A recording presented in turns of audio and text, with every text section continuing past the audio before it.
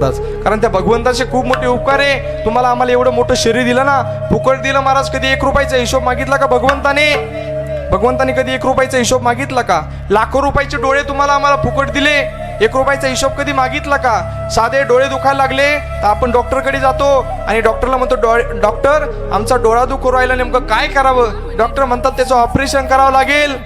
10 मिनिटं doctor operation करतात तर 25,000 तुमच्याकडून घेतात.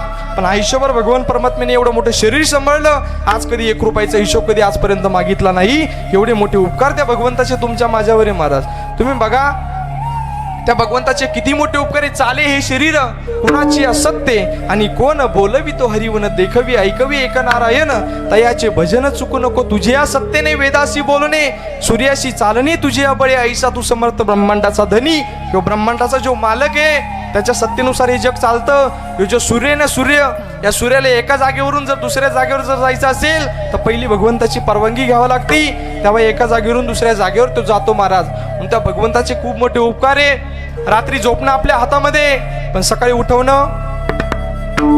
रात्री आपण आपल्या मर्जीनुसार झोपतो, पण सकाळी उठताना कोणाच्या मर्जीनुसार उठतो? भगवंताच्या.